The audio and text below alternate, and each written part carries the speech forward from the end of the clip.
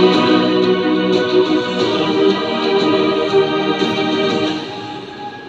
kababayan, Assalamualaikum warahmatullahi wabarakatuh.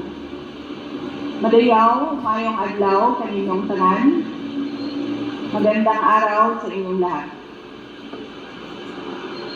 Today, we celebrate not merely a date, but the courage of a people who fought for freedom and sovereignty. Noong Hunyo 12, 1898, sa Kawit, Cavite, ipinahayag ni Pangulong Emilio Aguinaldo ang pagsilang ng isang malaya at nagsasariling bansang Pilipinas. Matapos ang mahigit 300 taon ng pananakop. But freedom was never a gift. It was paid for and earned through courage. It was paid with Filipino grit and bravery. When the Treaty of Paris transferred our homeland from one colonial master to another without the consent of the Filipino people, our forebears refused to be bought and sold like property. Pinili nila ang paglaban kaysa pagsuko, ang dangal kaysa pagpapasakop. This is our inheritance. Lumaban tayo sa bawat puwersang nagtatangkang magdikta ng ating kapalaran. Thousands gave their lives so that one flag and one flag alone would fly over this republic. That is our identity. That is our duty. We fought for our sovereignty against foreign invaders. But sovereignty is not lost only to those who come from foreign shores. Nawawala rin ito sa tuwing ang serbisyo publiko ay nagiging pribadong negosyo.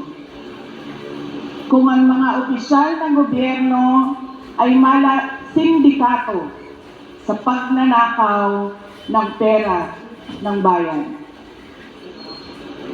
Every peso stolen from the people's treasury steals a child's freedom from hunger.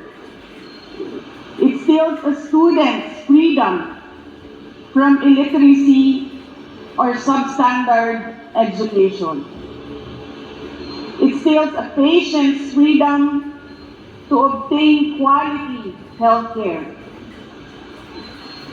It steals a worker's freedom to earn a decent living. Every ghost project is a classroom never built. Every corrupt contract is a road that was never built for farmers to bring their produce to the market. Ang korupsyon ay hindi lamang pagnanakaw ng pera. It steals opportunity, it steals dignity, and it steals hope. And ultimately, it steals freedom itself.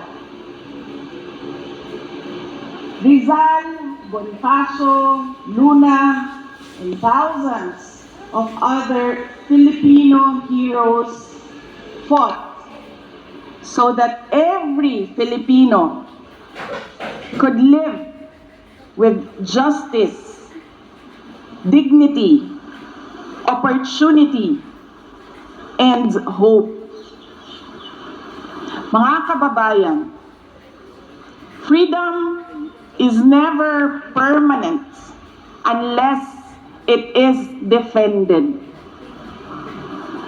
Sovereignty survives only when a people refuse to surrender it. Hope survives when citizens refuse to accept bad governance as their destiny. Hope survives when citizens act together, have their voices heard, demand what our heroes fought so gallantly for. The right of every Filipino to a dignified human life. Hope survives when our people believe they have a better future. On this Independence Day, let us resolutely stand up for truth, for accountability, for freedom, and for sovereignty. Piliin natin ulit ang paglaban kaysa pagsuko, ang dangal kaysa sa pagpapasakop. Piliin natin ang katotohanan. Piliin natin ang pananagutan. At higit sa lahat, piliin natin ang pag-asa. Mubarog ug makigbisog kita batok sa tanang puwersa nga musulay sa pagbuot sa atong kapalaran. Uban sa paglaom nga nagikan sa dili malupig nga gahom sa kasing-kasing sa katawhang Pilipino. Ang Independence Day mao ang atong adlaw sa paglaom nga ang kagawasan ug soberanya mao gyud ang atong tinuod ug malungtarong kabilin.